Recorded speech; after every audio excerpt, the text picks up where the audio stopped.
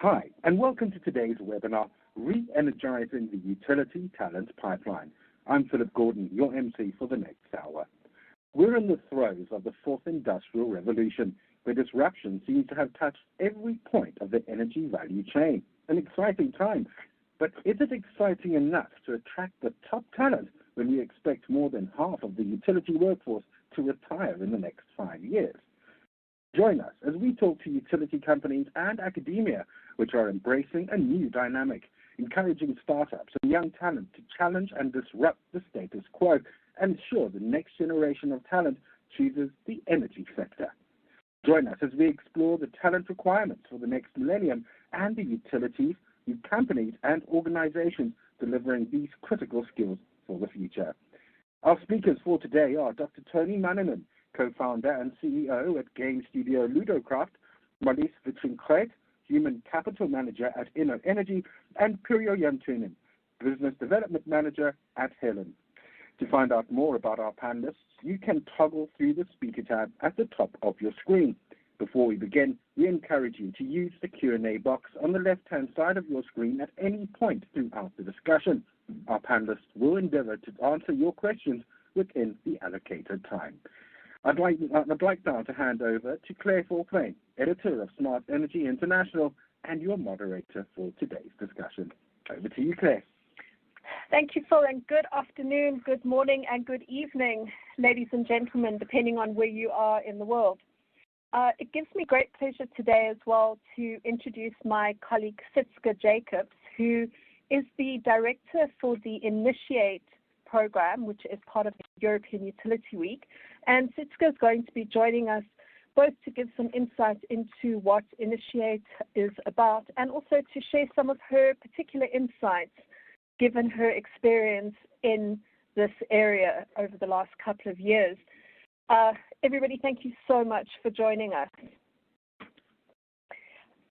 Imperial, I'm going to hand over to you to start, if I may, and ask if you could give us just a bit of a positioning statement in terms of the work that you are doing at Helen and how you see the need for new talent or for reskilling talent developing or changing. Yes, thanks, Claire. Great to be here, everyone. So I'm working for Helen, which is a local energy utility located in Helsinki. We are offering power, district heating and district cooling and new energy services like PVs, e-mobility services, and so on. And just this year, we renewed our strategy. And in the core of that new corporate strategy is decarbonization and new energy solutions. So we are in the middle of huge energy transition. In my company, we are decommissioning our hard coal plants and building a lot of new renewable capacity and low carbon capacity and diversifying our product portfolio so that we will have new services to our customers. So in the middle of this huge energy transition, I see that this is a really meaningful job to offer to attract talent. And it's not just I see that, but when I discuss with our new employees, they are really interested to be part of this energy transition and work with decarbonization of energy sector. So it's a great starting point to attract talent. People are willing to save the world, but of course they need to know that we are doing that. So we are investing in our brand so that we can develop it to be attract also to customers, but to new employees. And of course, we are collaborating with universities and vocational colleges to get students interested to work with us. So that's one big thing, energy transition, but also people are willing to solve technical challenges, and many people see that we are a good place to work at. But to the other part of the question, upskilling the talent, we have been thinking when we did our strategy renewal what we are good at and what capabilities we have and what capabilities we should have. And now we are systematically developing our existing employees towards the direction strategy is giving us. For example, digitalization is one big thing, and we have an internal data academy we are offering to our employees, where we are specifically developing that skill in our employees. So that's one example of upskilling our talent.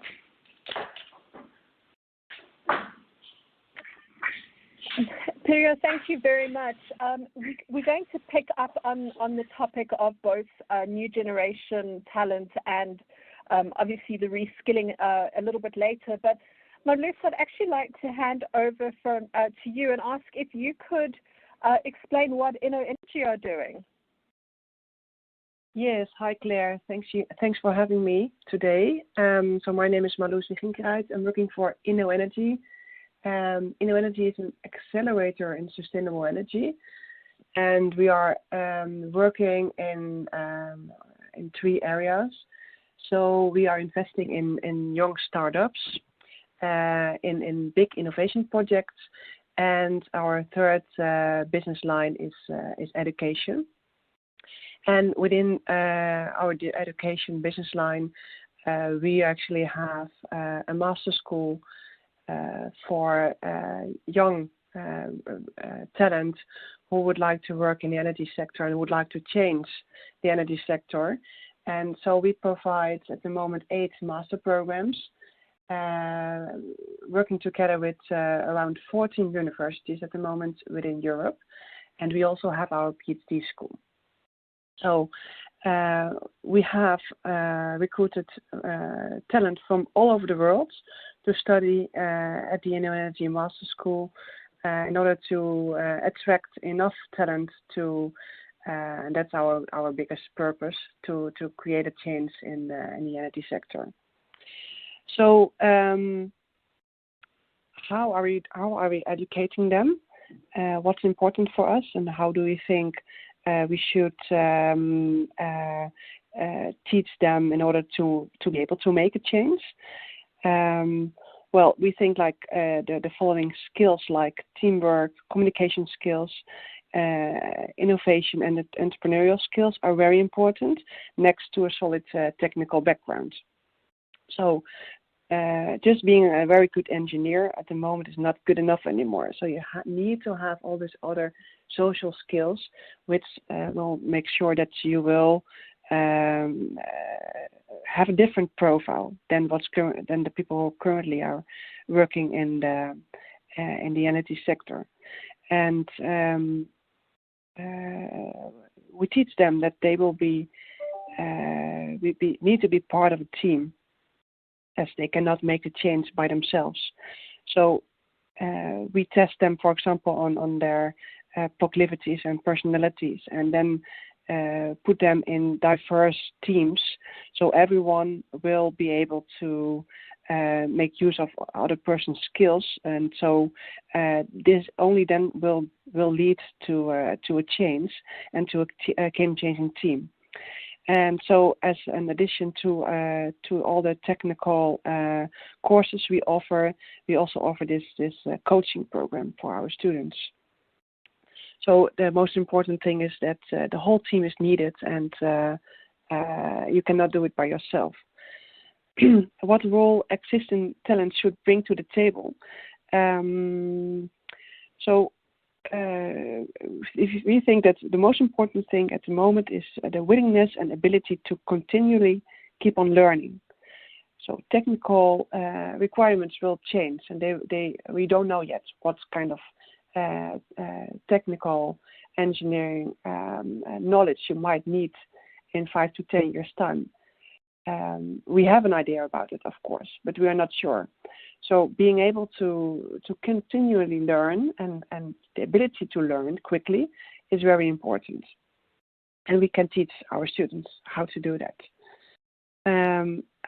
Aside of that, an innovative and entrepreneurial mindset, disruptive thinking, and the drive to make an impact within the organization is also very important. And what we see among the younger generation, which we have in our community, is that's the most important reason for them to work to have the ambition to work in the energy sector is a strong sense of purpose, a strong wish to change the energy sector and to create a better world. So yeah, that's it from my side. Thank you. Thank you, Marloes. It's interesting that both you and Imperial have brought in the fact that the new generation of talent that are coming in are people that are wanting to make a difference. I think that's definitely something that we can pick up with a little bit later. But Tony, I am going to be handing over to you. You come from a very different perspective in terms of the young talent and upskilling or reskilling of staff. And I was wondering if perhaps you could just give a little bit of an insight into what it is that you do. Yes, thank you, Claire, and hello everybody, and greetings from northern Finland and city called Oulu. And I'm Tony, and I'm heading Ludocraft, a game studio. And if you are wondering why I'm here today, it's maybe because our mission is to save the world with games. And why games? We believe that games are the most powerful media in the world, since they include all the features of traditional media, but they add the concrete, tangible, and meaningful interaction to this game. You, as a player of a game, are the one making decisions, acting them out, and living with the consequences. And this is very powerful in terms of increasing the intrinsic motivation, for example, and that affects the learning. Play, in essence, is a voluntary action, and we totally believe that the same should apply to your profession and to your work. Basically, it's all about the mindset. It's kind of like the willing suspension of everything too mundane and too boring. We believe that the gamified approach can create a structure or framework that lets people to act following their most intrinsic desires and feelings. And that's kind of the core what we do. Nowadays, we provide games and gamified approaches as solutions to challenging problems. And we also love to fulfill the dreams of our clients, because we kind of feel that the current world, with all the kind of challenges that are around us, they easily get people distracted from the true kind of purpose and meaningfulness of life, and that's something what we do with games.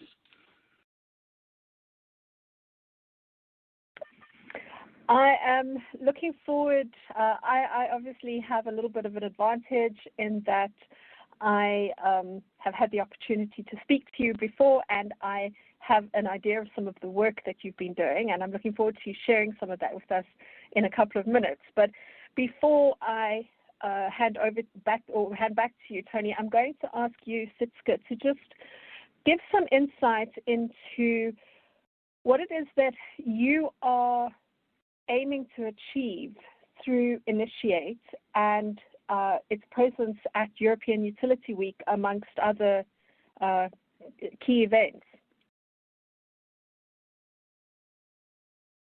Thanks, Claire, and hi everyone. Well, I'm Sietske Jacobs. I'm the director of the Initiate program for Clarion Energy. The Initiate program is a program designed for startups and young talent to connect with the professionals in the industry. So I think this goes back as well to the introduction from Philip, where he was mentioning that the utility industry is rather aging. We need a lot of talent to make sure that we can complete the energy transition and as well create a sustainable energy future that the next generation is actually desiring. So what we have been doing in Europe, for example, is that we are working with InnoEnergy, for example, where we organize and host their game-changing impact challenges. So we try and bridge the old with the new. So the traditional audience with the next generation coming in to the sector, because it's not like the next generation will be the future leaders tomorrow, or the current professionals in the industry will leave the business tomorrow as well. So it is a transition in itself, and it is up to the next generation to show what they're capable of and that they are motivated. And the ones that I am speaking to are very much so. So we can show the professionals in the industry what is coming next and what they actually need as well in order to thrive and to start their career in the energy industry. So that's, for example, what we're doing with the game-changing impact challenges as well in Europe.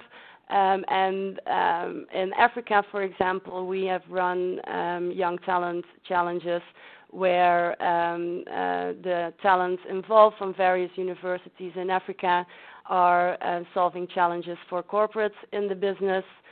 And at the moment, we are rolling out Initiate globally, so we will see these programs as well coming up next year in Asia, Australia, India, and the US. Thanks, Siska. I was obviously lucky enough to work with you a little bit on some of the work that you did in Africa, and I can say, having been part of that it was amazing to be part of effectively changing people's lives and getting to see how the chance to innovate and think outside the box really inspired them. And there is a lot of really, really smart people out there, and it was a real pleasure to work with some of them. Tony, I am going to ask you if you can talk a little bit more in depth about the work that you've done, the results that you've been seeing, and the results especially that you've had in terms of training.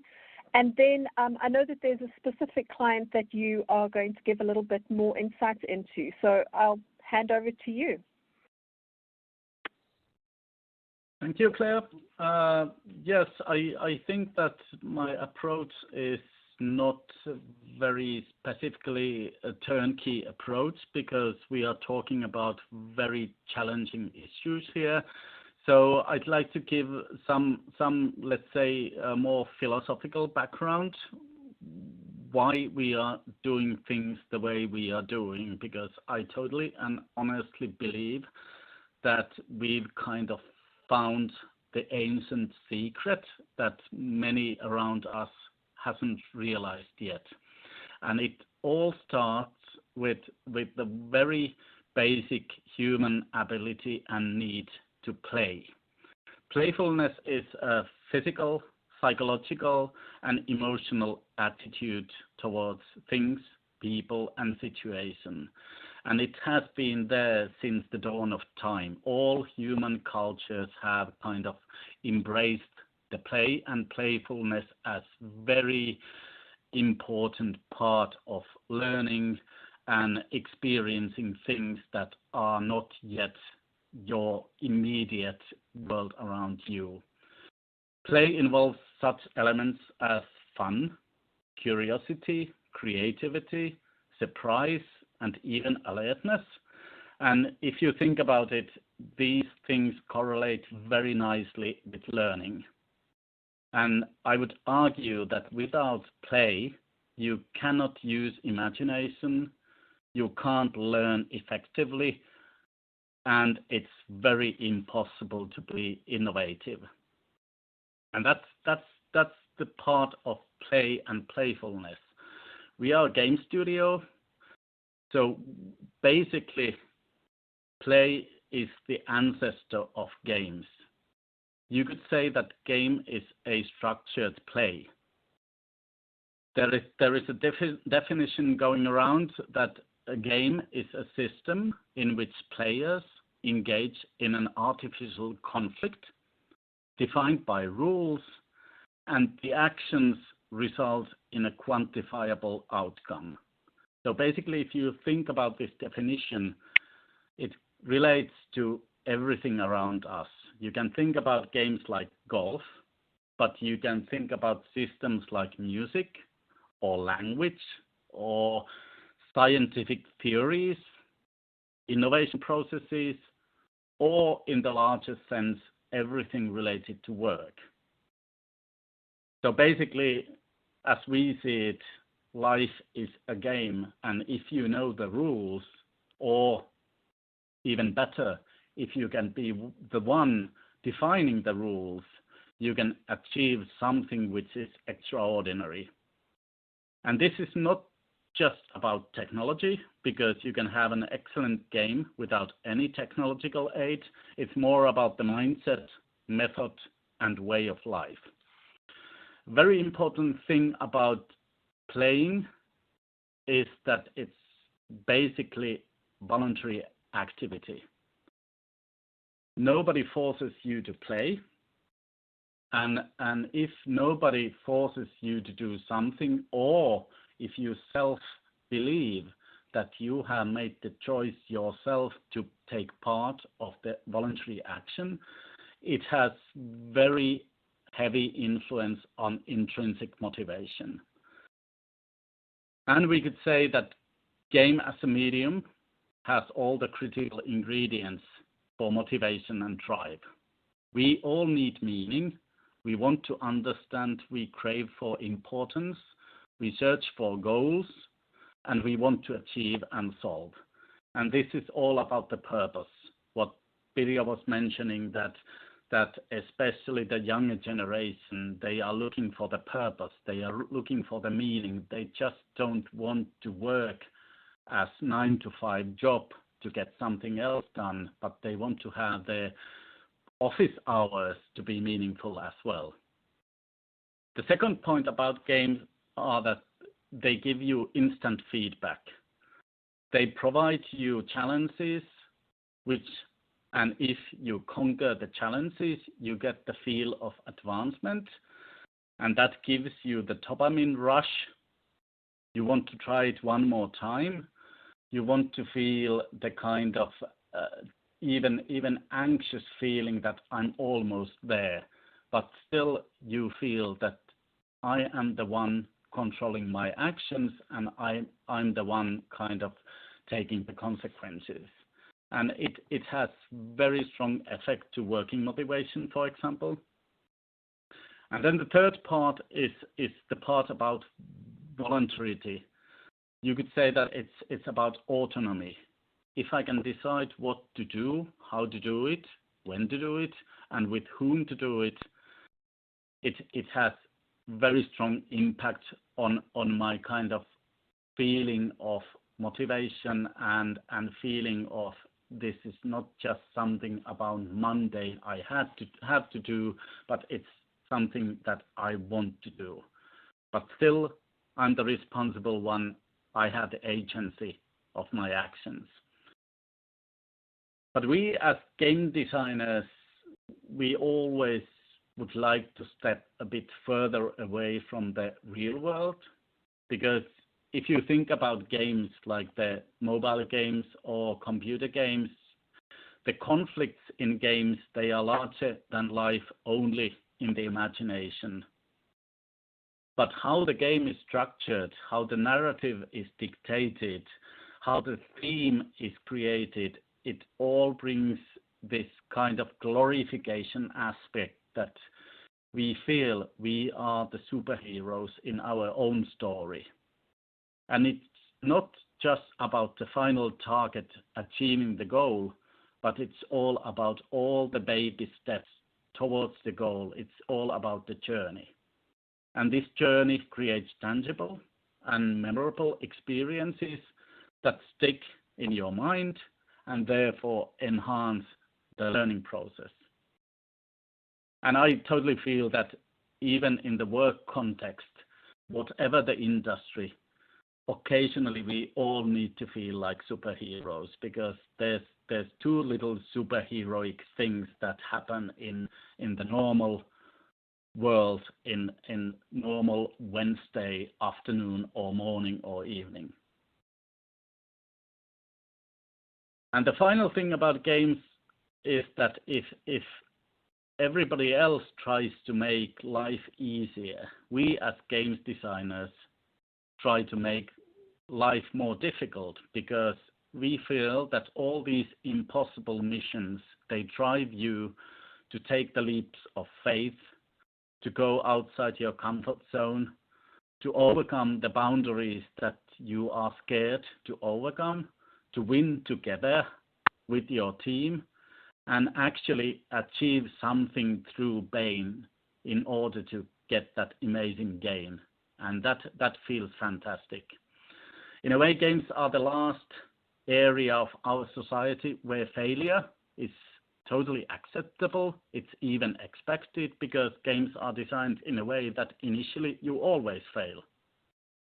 But through that process of trying, failing, trying, failing again, and then one day succeeding with hard work and effort and resilience, when you finally succeed, that changes your life forever. And that, again, has very distinctive correlation to learning. And then finally, about the case Claire mentioned, we worked recently with Nokia, and they provided us with very interesting challenge about the total cost of ownership. So how the costs emerge and how they affect the overall process from design to manufacturing to sales. And the challenge was that their people found it difficult topic to teach to their staff. Many felt that it's very boring. There are so many details that nobody gets excited about. And they tried with lectures, PowerPoints, and all the traditional way, but not getting very successful results. So they approached us and asked us that, hey, could you create a game out of this? And that was challenging for us, because we felt the same, that slightly boring topic. But throughout the process, we both learned, we as Ludocraftians and Nokia as our client, that, whoa, you have this brilliant phenomenon which can be modeled as a game, and it can be made in a way that it's actually very immersive, very engaging, and actually luring people to play it even when they are not forced to play it. And we are still waiting for the long-term results, because it's still ongoing process, but at the moment I can say that there was plentiful of amazement and surprise among the staff members, because it was totally different approach.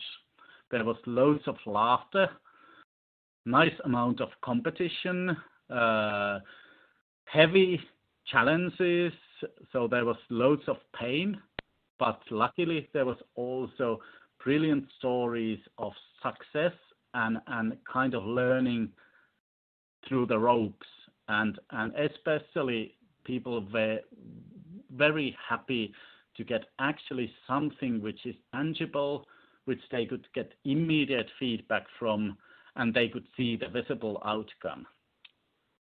So basically, I would like to end about kind of recommending to all of you that without play, there is no learning, no innovation, and no future. So you can also approach your challenges like superheroes and harness the playful thinking. Thank you. Tony, thanks very much. I guess that it's true that we're never too old to spend a little bit of time playing, correct?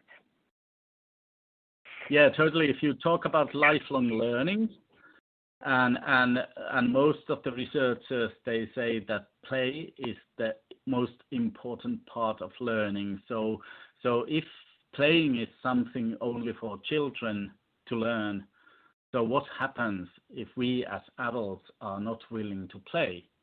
You could argue that then the kind of the most effective way of learning kind of shuts down. And I totally believe that all adults know how to play. It's a different type of play than the children's play, but we all could harness that because it's inside us all. It's something that's intrinsically in human culture, in human soul. I completely agree. I think, sometimes as well, just having a chance to play also helps you think in a perhaps less structured way. And sometimes that's where some of your best solutions perhaps could come from.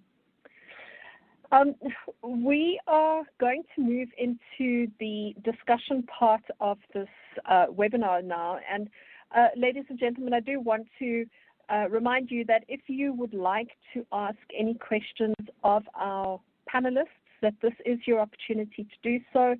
There is a question and answer block on your screen.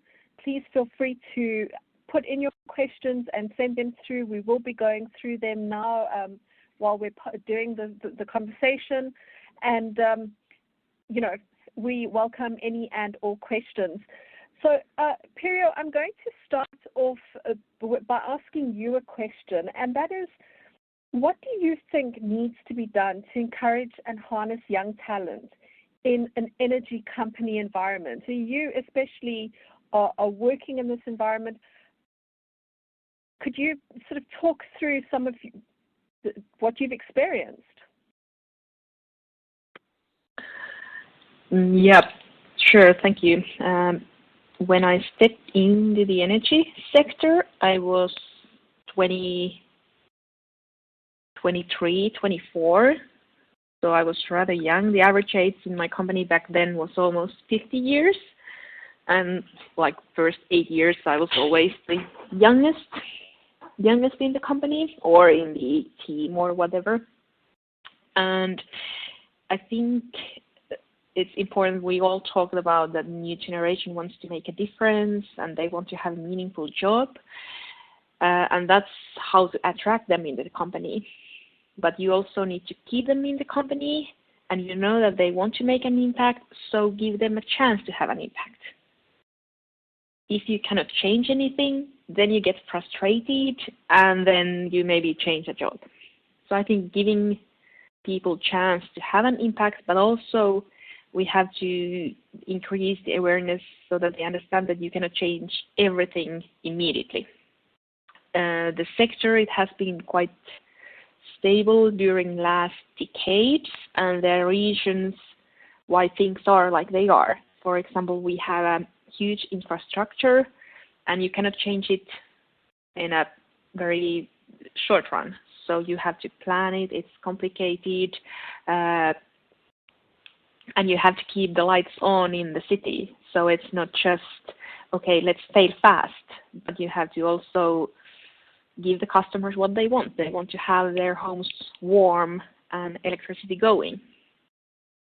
So kind of balance this, that the young talent understands where we are, and also the kind of old talent in the company understands that we are moving somewhere, and then together they can have an impact and change things. And it doesn't mean big things. It can be that, okay, let's change our meeting culture to be more relaxed, for example.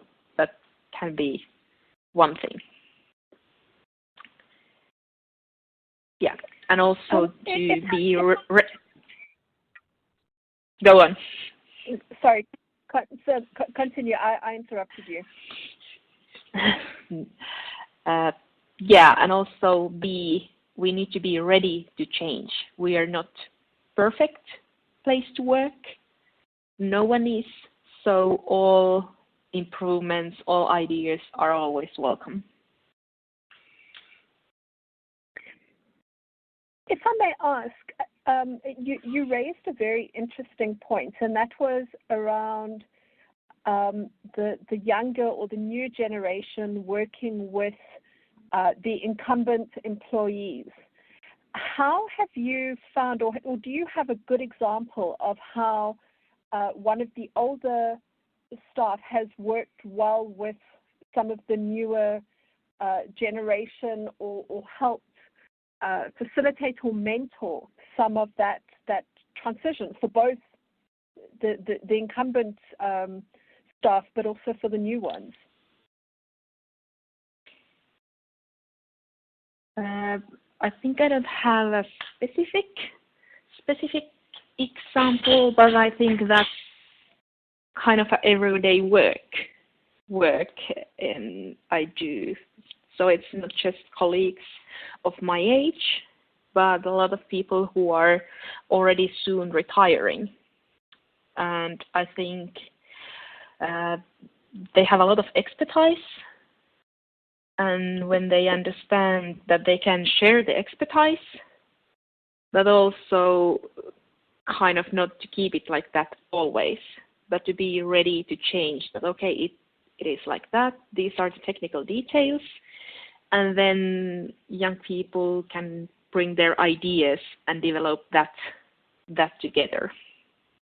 So there's nothing specific on that, but I think it's a good combination of expertise and enthusiasm that works really well. I guess as well, as you said, it's the willingness to change. And I guess it's also the willingness to learn, perhaps learn a new way of working with a younger generation, or learning a new way of doing something. Marloes, from your perspective, how have you found the need to encourage and harness young talent? You obviously have a slightly different perspective, working for an accelerator, working with a lot of startups. Could you talk through some of that? Yeah, sure. So I related this question a bit to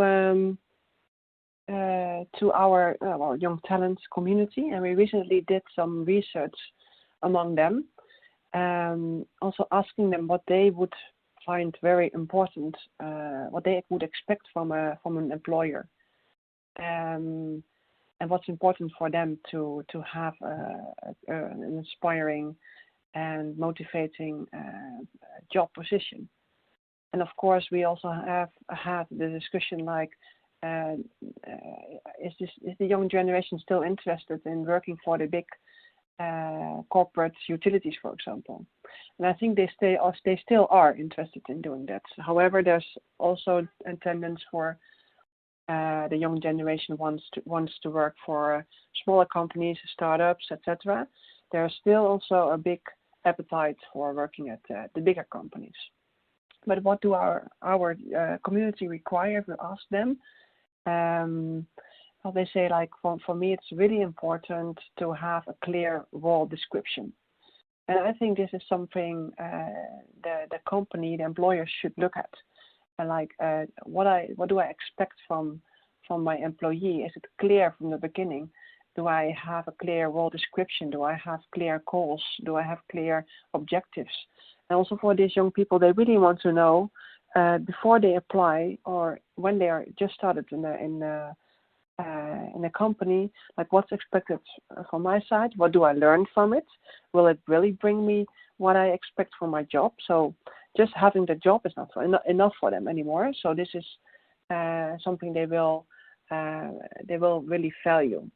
They would like to have their own responsibilities, their own roles and their own tasks, and they would like to know exactly what that is. So in describing and creating a new job position, I think there still could be some attention being brought to that.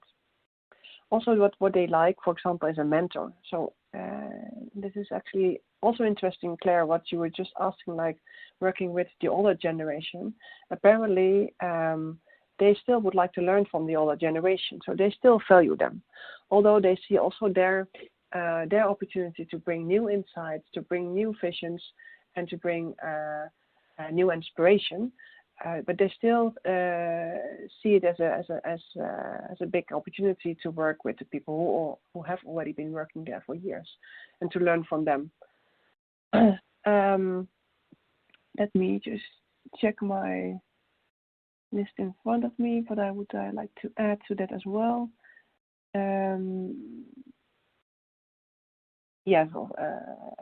What's also important for them is to have like a good working environment.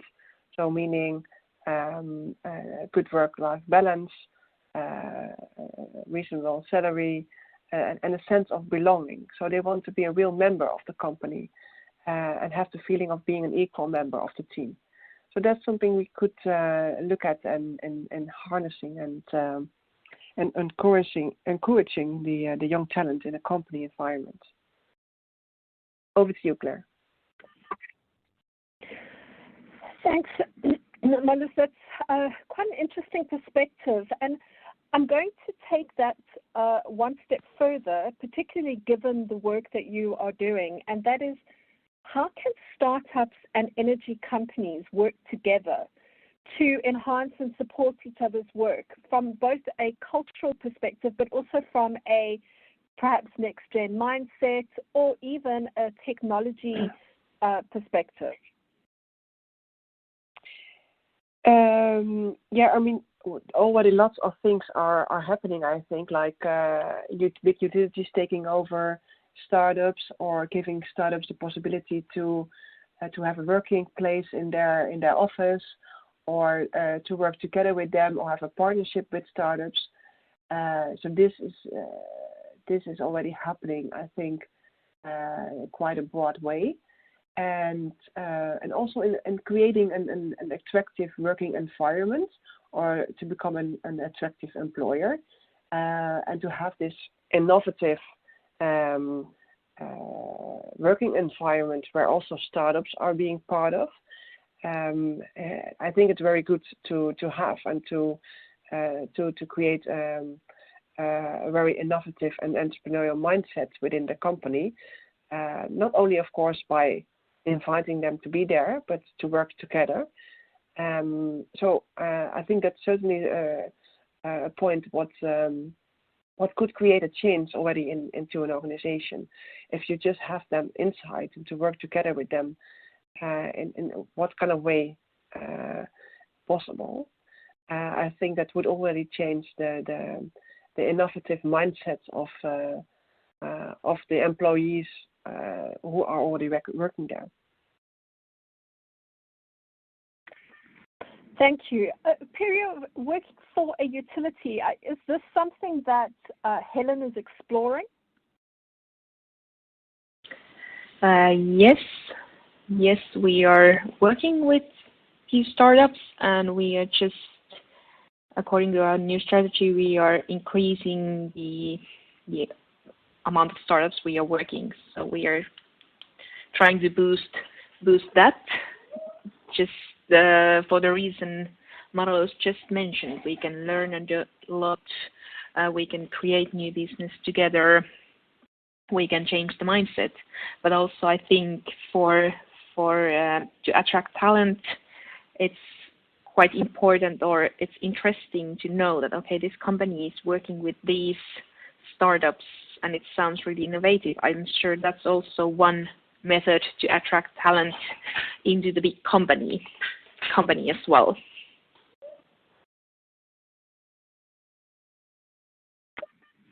And if I may ask, what has the response from your staff been like when you've brought in startups and some really innovative thinking? Have they been quite open to the changes? Well, of course, the people who are creating new things inside the company, they are rather open-minded already. So for them, I'm not sure if it's a big difference.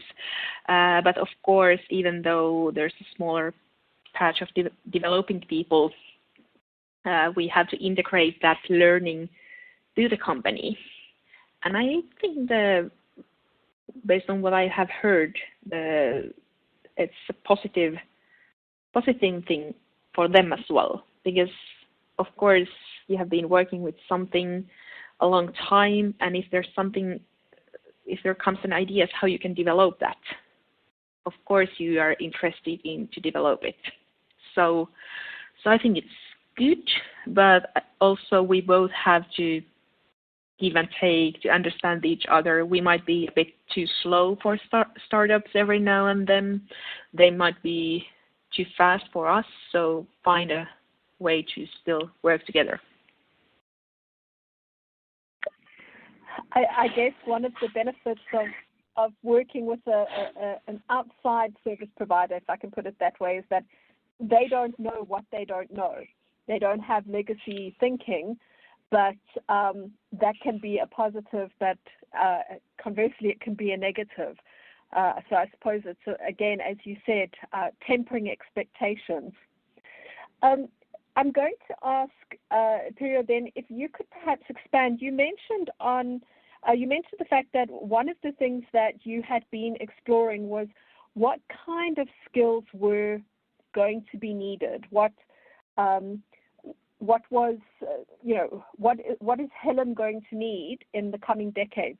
And I was wondering if you could perhaps expand on the types of skills that you had identified as needing to be developed or sourced going forward.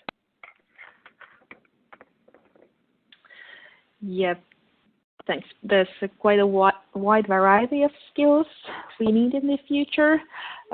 We have really strong technical staff and a lot of technical skills.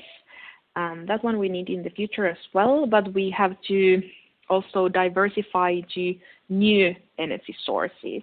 For example, PV, we weren't doing that 10 years ago, and now it's a growing business. So that's something we have started. And the other example is e-mobility, where we need to still invest in new skills, so kind of new technologies that are emerging. That's one thing. Then always people skills, social skills, how to collaborate with different people and different kind of teams, and just we spoke startups.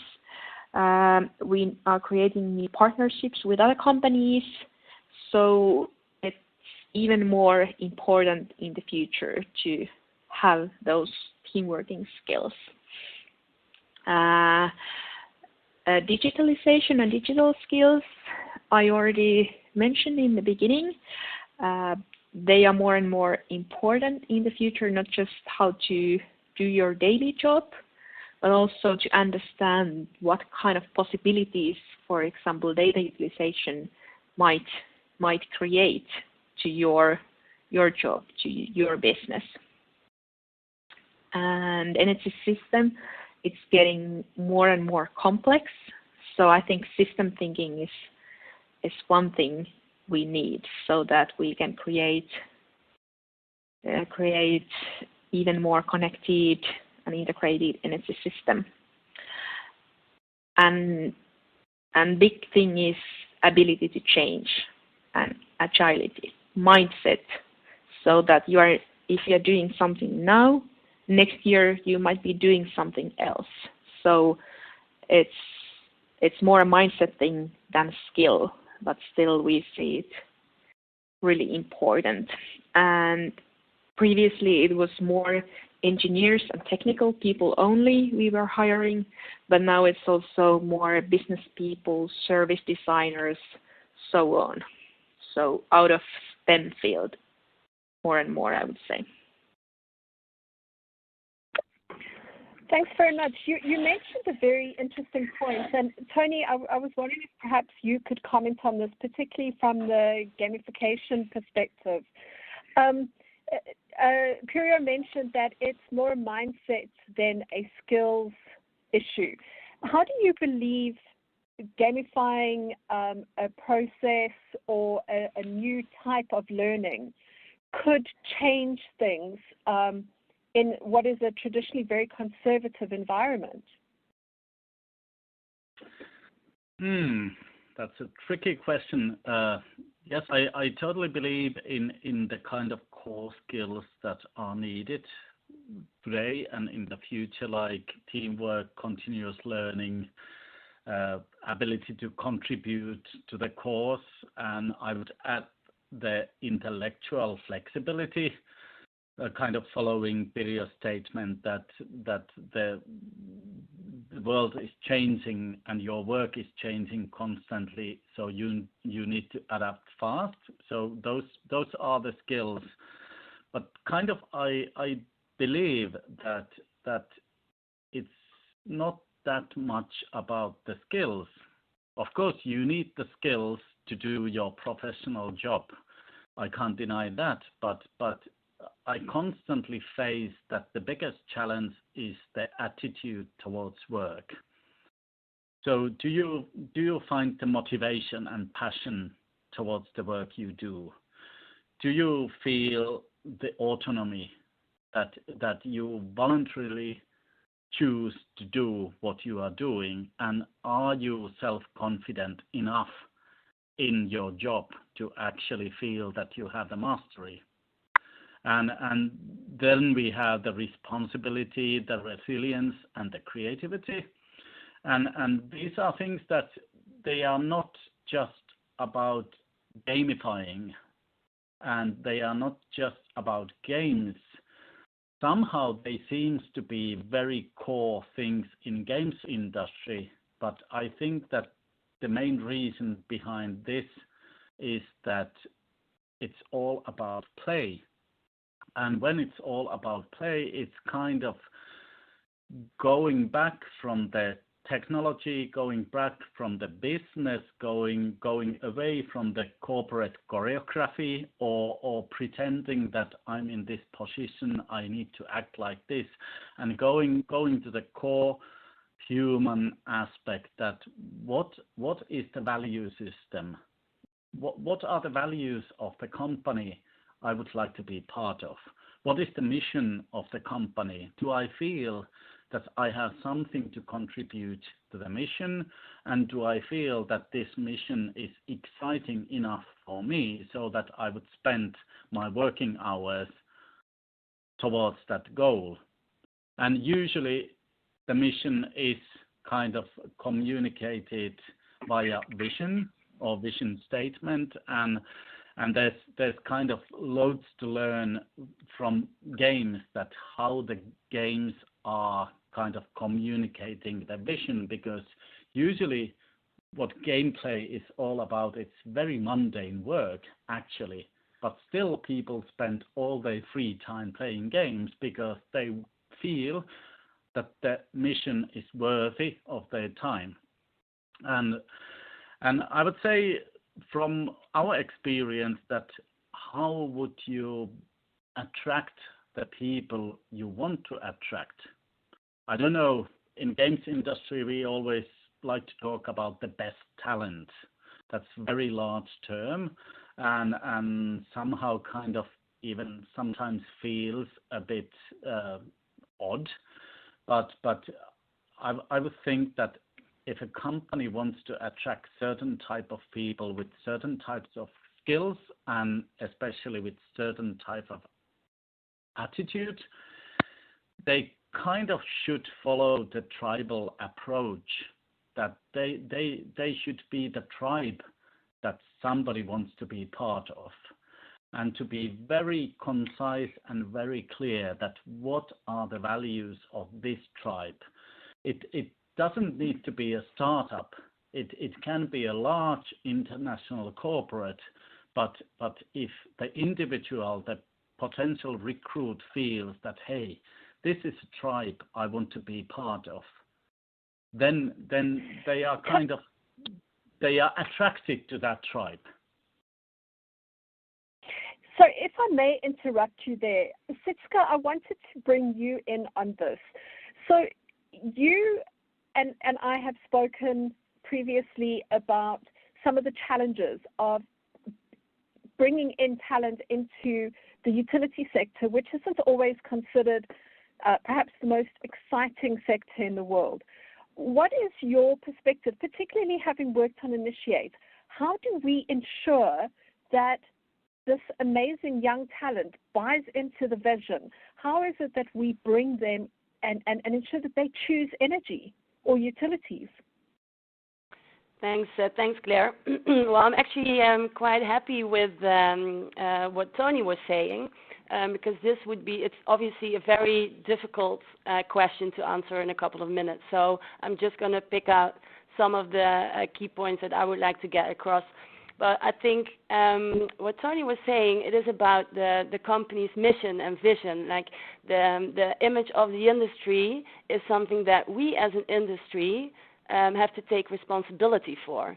It is about our culture and about the way that we communicate with the next generation of talent, same as how we communicate with our customers.